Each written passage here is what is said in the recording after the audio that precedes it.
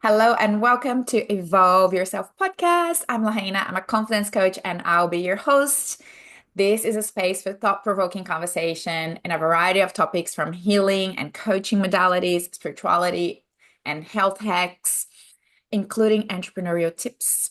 This is a space for inspiration, sharing, learning, questioning, and exploration to lead you to your next breakthrough and the path to evolve yourself. Today, I am interviewing my bestie, Joe Spehr. Am I saying correctly? Yeah.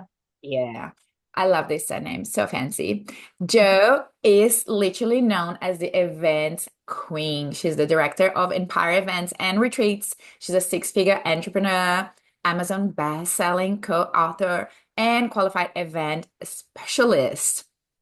Joe is has specializing in profitable personal development and events retreats that help build your empire. She supports six and seven figure entrepreneurs to claim their next level of leadership and scale through impact via events.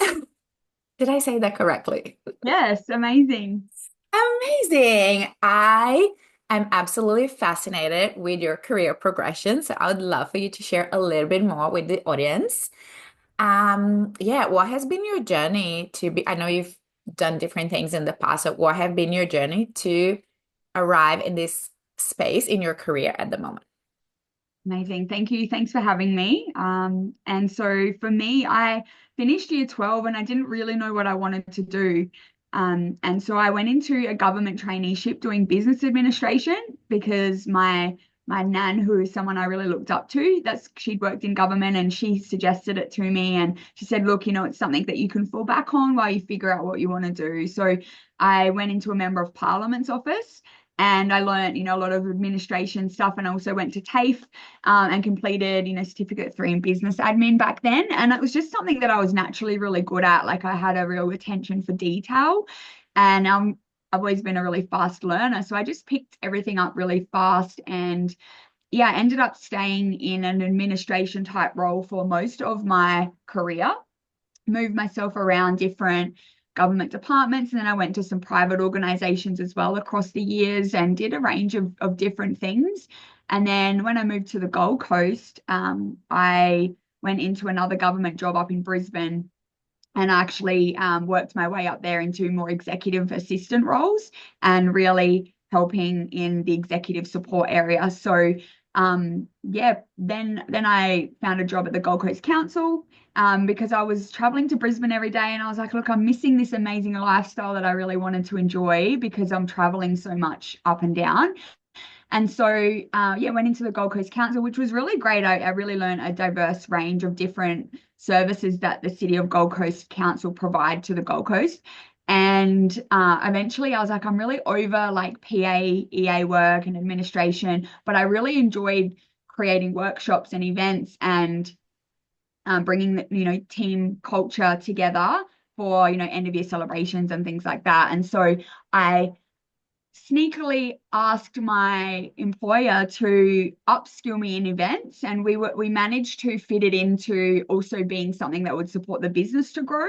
So I ended up studying a diploma in event management while I was still working full time, and then I transitioned over into an event role at the Gold Coast Council.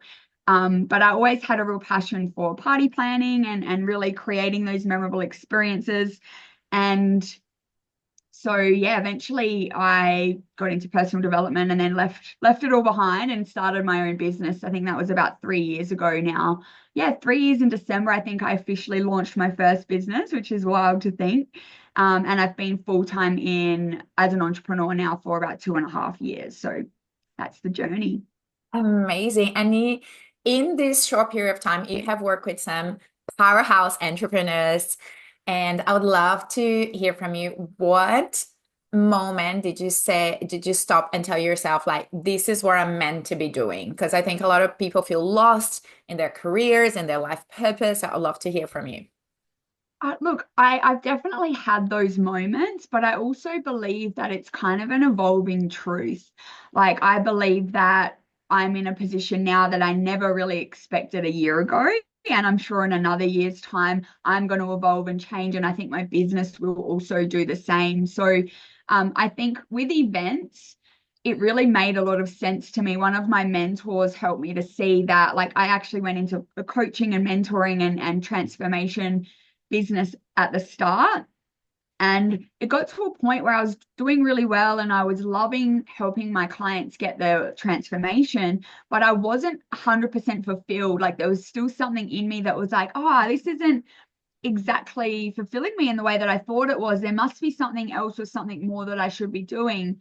And sometimes it's just a bit of trial and error, right? You've just got to give things a go and figure out whether you enjoy it or not. But one of my mentors helped me to see that my true passion has really always been in events.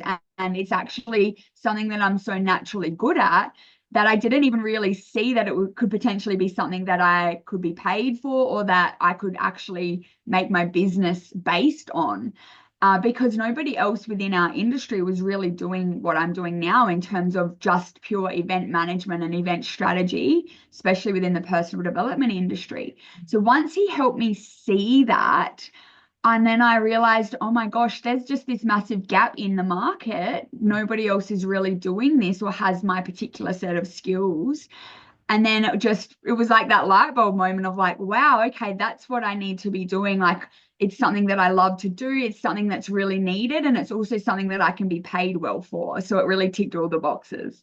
Yes, I think when we look at the business model is the three areas is what I'm really good at, what I have to give, and what does the market want and need and is willing to pay, right? And then finding what is that unique proposition that you can offer and get paid to do what you love. But yes, Mm. definitely finding, like you said, that gap in the market or, what is it that I can really honor and get paid for that is needed in the market right now. Yeah, for sure. Yeah, and I really acknowledge your courage and your confidence. Obviously, this is my jam because it takes guts to try things and, adapt and change. So I love that you have gone through different avenues and really found this, yeah, very unique skill set that you have. Um, but yeah, I think some people just get stuck into like, oh, I don't want to try different things, around career. And they just like, I don't want to do another qualification. I don't want to try something new. So some Mm. people get really settled in life and they like to complain, but not try anything else. Yeah, and I get that. Like in the past, I was very much like that, and I was also had a fear of failure, or I was a bit of a perfectionist. I like to say I'm a recovering perfectionist because yeah, I would potentially hold myself back from trialing things in case it didn't work out, or in case I looked silly, or whatever it may be. And so gave myself permission to I call it failing forward. And so it's funny because since then I've gone deeper into my human design. And actually, one of my lines is being the great experimenter. So it's actually how I learn best is to actually get in and give things a go.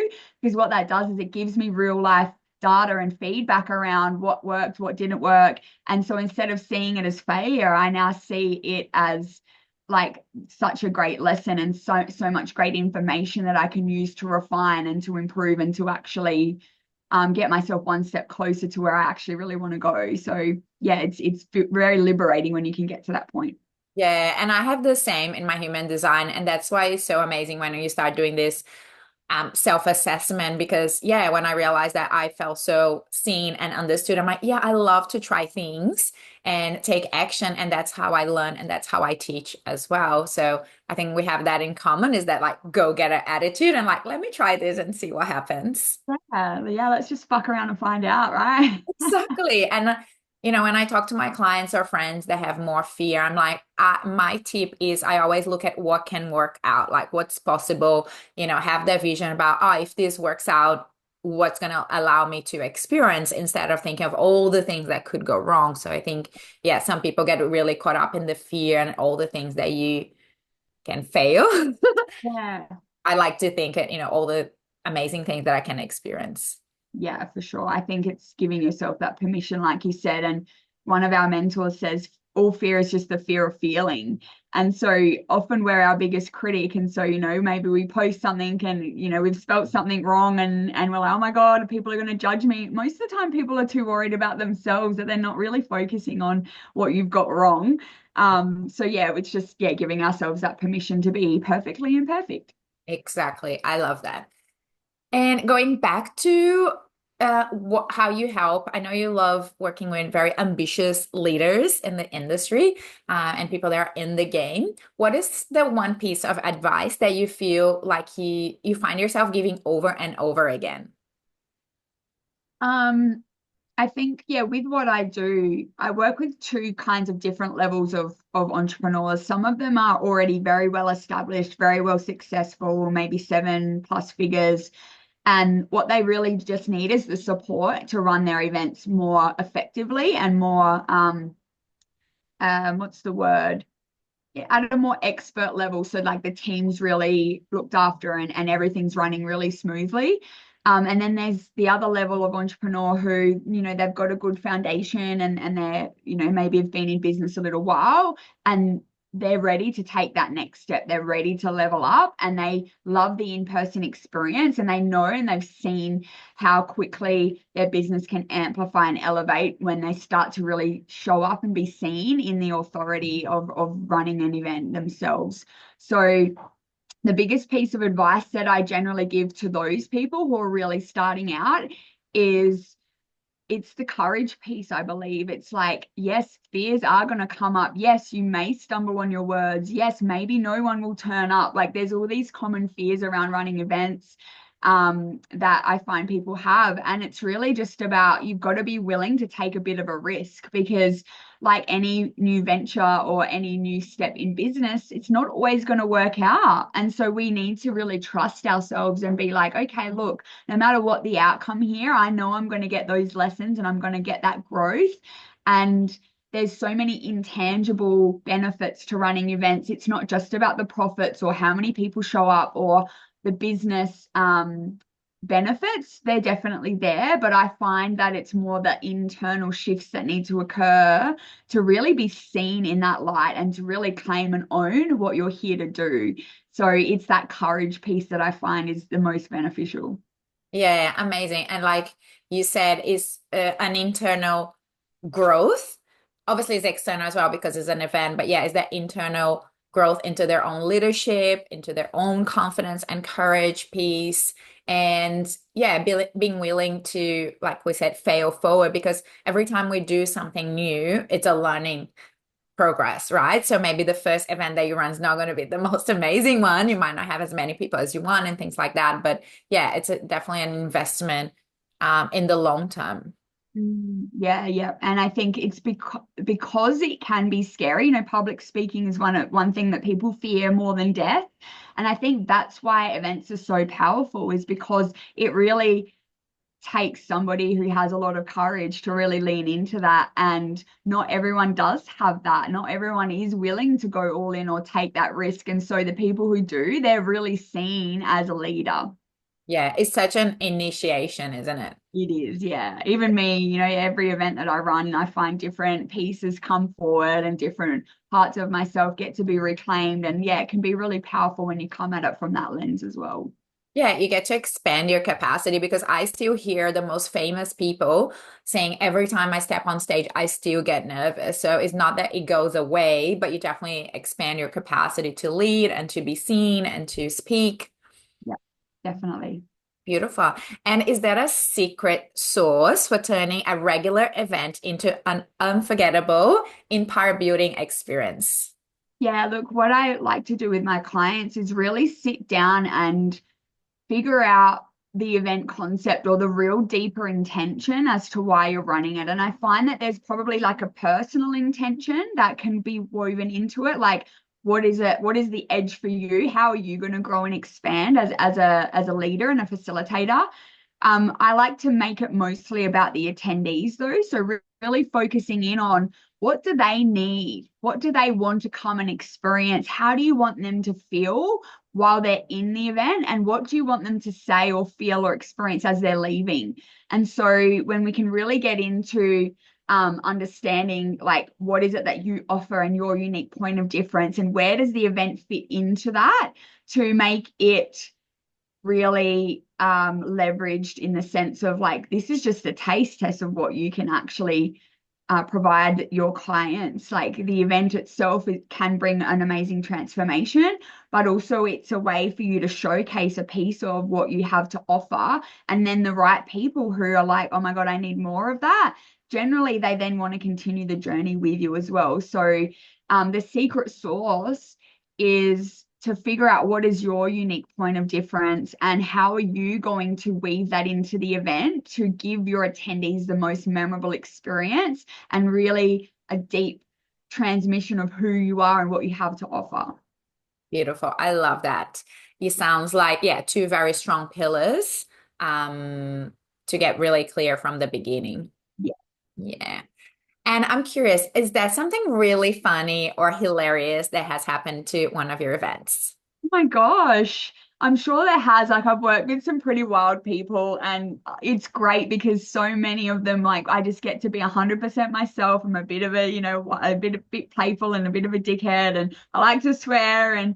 Um, but nothing's necessarily coming to mind right now. I think that often when I go with my clients to look at venues, we often get some behind the scenes videos and stuff like that. And so many times there's just me in the background, like dancing like an idiot. And like I love posting that kind of stuff. But yeah, nothing's dropping in right now. I've run so many events, like honestly, it's really wild to think like how many experiences that I've had and like great things and crazy things. Like sometimes you just can't really explain the common thread that will also come into the event. Like somebody speaks about something and it helps another person have a breakthrough because they're like, oh my gosh, like I needed to hear that as well. And so sometimes there's these pieces that you can't even Synchronicities. explain, right? Yeah.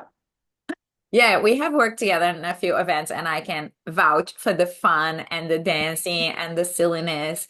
I know it can be really hard, like long hours, like can get really stressful. So I love that you bring that fun and playfulness working with you. You bring so much integrity and you're so responsible and you offer so much value, but at the same time, it's not that super rigid, like stressful thing. Like I love the playfulness and the fun. Thank you. I think that a lot of the work goes into the pre-planning of the event. And so if you've planned the event well and you're across all the details, generally that means you can be a little bit more fun and yourself and hopefully a little bit more relaxed in the actual event itself. Yes, love it. And for anyone listening, and maybe they're dreaming of hosting their very first event, what would be the first thing that they should think about before jumping in? Like I said earlier, I think it's really important to work out what is the intention for the attendees coming in, but also what is the objective for you as a business owner? Like, what is the event going to help you to achieve? So, like, we can define success in different ways. And so, sometimes an event could be to launch a new business, to launch a new product, and to build brand awareness, right? You want to get some new people in.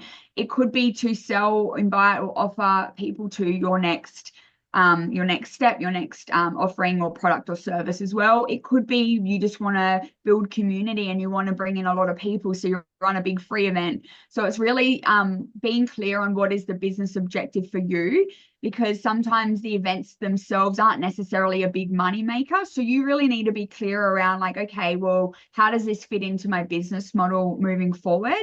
And then, like I said, just figuring out what is your secret sauce, what is your favorite flavor, because there are a lot of people running events, especially here on the Gold Coast now, which is amazing. It's proving how much people want that in-person experience. But like, how can you stand out? Why are people going to want to invest their time, money, and energy to come to your event specifically? But not just anybody. You really want to market it to your ideal client. Like sometimes I'm more about quality over quantity as well. Like, yeah, we can have a big event of 300 people, but are they really people that you want to work with? Are they people who are going to get your vision or who are going to want to be in on the movement that you're creating? And so sometimes less is more. Yes, I love that. So going back to the two main pillars, which is who is your audience, what they really want to experience Mhm. during this event, and then for yourself, the business, what is actually the purpose of this event, right? Because it could be growing your audience, it could be just, yeah, getting as many people in as possible and getting more followers and getting more audience. But it also could be a selling opportunity. And I know as well you help your clients because if it's a selling opportunity, the selling happens all throughout the event, right? It's not at the moment of the pitching, like there is seating, there is all this like engaging with your audience and making them see the value about working with you. Yeah, yeah, that's where I really bring in my unique strategy to help the client. And it's also not a one size fits all approach. Like, not that many people really enjoy being sold to in the way they used to, in terms of like run to the back of the room, and that's okay. There's many ways that you can in integrity invite people to continue the journey with you and know that you can set the event up in a way that's really going to highlight the clear next best steps for them to take if it feels like a fit for you. It doesn't have to be a hard sell. You don't even have to sell from stage, which I never actually recommend unless you're trained in it. But yeah, like if you want to make money, and you want to highlight your offerings, then it would be a wasted opportunity not to really explain that or present that in a really intentional way at the event. Because yeah, potentially that's where you can help more people if that's what you're here to do as well. Yeah, love that. And now I want to get a little bit more vulnerable in asking. I know life as a six-figure entrepreneur sounds so glamorous, and I know that is not just sunshine. So I'd love to hear from you. What are some of the behind the scenes stories about, your day to day or some of the challenges that you face? I cry a lot. There are many days where I'm laying on the floor crying. Thank God I have a dog. He's Tell like me my more. little What is, yeah, what is the crying about? co-regulation. Oh, so sometimes for me, I feel like the pressure. It's like the responsibility. The more clients we get, the more money that we start to have. Sometimes people think that it makes things easier, which it can, but also we need to work through a lot of our own shadows and insecurities and things that can come up. And I believe business is one of the biggest transformational experiences you can ever go through because it generally will bring up a lot of your fears, your doubts, your hesitations, your insecurities, and it takes a lot of courage to really grow and to expand your capacity to hold more. So I think about, my business growing and getting more clients and, the pressure and the workload increasing. I've had to expand my capacity to be able to hold more on my own and also accept more help.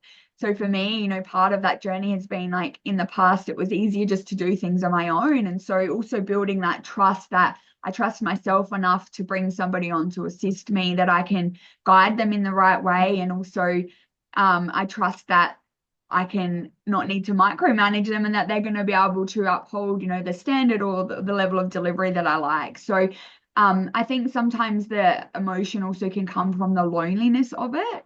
Like I am a single woman and it's so beautiful to have other friends in business who get it. And then there's sometimes people who don't really get it, and you've got to really be okay with that and potentially being misunderstood or, showing up in a certain way online and getting the balance between your authenticity and your authority. And there's certain rules and expectations we can place on ourselves. And, these high achieving entrepreneurs, sometimes we can get really focused on that next thing, that next thing, that next thing. And so for me, recently, I've been taking that time to like slow down and to acknowledge how far I've come and to celebrate that as well along the way. And to reconnect back in with who am I now and what are my values now? And because things change and adapt. And so who I was 6 months ago can be different to now. So yeah, it's just a bit of a roller coaster sometimes, and throw in other life things on top of that. And you've got a great recipe for some tears, some emotion. Thank you for the honesty. I think that's what I wanted to unpack because, again, sometimes people just see your Instagram Yeah. real life and, yeah, put you on a pedestal and be like, oh my God, she's always on top of it and she's always amazing and she's doing all these things. So, yeah, the reality is that the behind the scenes can be really challenging in all ways, like emotional, physical, spiritual, financially. And I think as mentors, like you were saying, you are helping your clients step into a new level of growth and leadership, but you go first, right? So as mentors, we usually go first, whatever we teach or coach people on or help people with. So yeah, it sounds that it has been a massive initiation for yourself as well. Yeah, definitely. And tell me a little bit about how do you stay grounded? So you mentioned about slowing down a little bit. So how do you stay grounded, inspired, when things get a bit chaotic? Yeah, so I do have my daily non-negotiables that I'm fairly good with. You know, I'm human and sometimes not, but I'm lucky to live in the beautiful Burleigh. So I beach walk every morning and I really set aside a couple of hours in the morning to set myself up. It's so beautiful to be able to have like flexibility in terms of creating my own schedule. Sometimes obviously I'm on my client's schedule in terms of event delivery and things like that. But I've really learned to work with my cycle as well as a female entrepreneur. Sometimes in the past, I would have wanted to keep up with the men and coming from corporate office as well, you know, working Monday to Friday, 9 to 5. It's just actually not how our bodies are made. And so really honoring those days where I'm in a lower energy or I'm feeling more internal or just really being in tune with myself, I think, and giving myself what I need in those moments while also pushing through in those times that I also need to have that dedication, that commitment. So it's kind of like a balancing act, really. And every day is a little bit different. And it took a long time for me to find my flow because I was used to such a rigid structure. So when I first started my business, I was like, all right, I got to sit myself down at the computer at 9 o'clock and then I've got to work until 5. And then I got to this point where I was like, oh, I'm free through the day. And so I just go to the beach instead. And so I kept kind of swinging from one side to the other until I found this equilibrium and I was able to start to just flow with my own daily cycle, monthly cycle, weekly cycle, and yeah, really start to figure out my own processes to ensure that I'm managing my time well and that I'm getting everything done. And yeah, it's an art form, I think. Yeah, I was exactly the same when I left my job. I was sitting on my desk every day from 8 a.m. to 5 p.m. And then it took me a few months to realize, no, I actually wanted to have my own business, to have the freedom to go out for a 2 hour lunch with my friend and go for a swim in the middle of the day. Yeah. And then I went all the way the other side, like doing nothing all day and beach all day. So, like you said, it's finding the balance. And it's so funny, the common thread with all the women I have interviewed so far, women in business, is that tapping into the feminine leadership, right? So is being synced with our cycle and our energy levels and our intuition and bringing all this beautiful flavor to being a boss bitch, I want to say. But yeah, it's not just all the masculine doing and hustle and yeah, accomplishing and achieving, but also the balance between the feminine and the yeah, the creativity and the chaos and the emotional and the yeah, all the things that are feminine yearn for. Yeah. I think it's great also having like a coaching background and having so many other tools and modalities because you know, if there's a day where I'm feeling really stuck and yuck, I know I can do some somatic processes or some breath work or some meditation or, you know, just some shaking and releasing or stretching or yoga or whatever it is. And so really knowing that yeah, I can give myself what I need to move through those phases. Whereas in the past, I probably would have just had a sick day or something where it's like, no, actually, I don't have to sit in this for too long. I can move it. I've got the right tools there. Yeah, and I was gonna say having each other as well. I know for us being friends and other friends, they are running their businesses again and just doing a quick check-in. Like you said, this can be a bit lonely at times. And so, yeah, having each other as a community, I think it really helps me as well. That quick Mm. check-in or supporting each other or even a little bit of complaining to each other, but Yeah. just being understanding and supportive.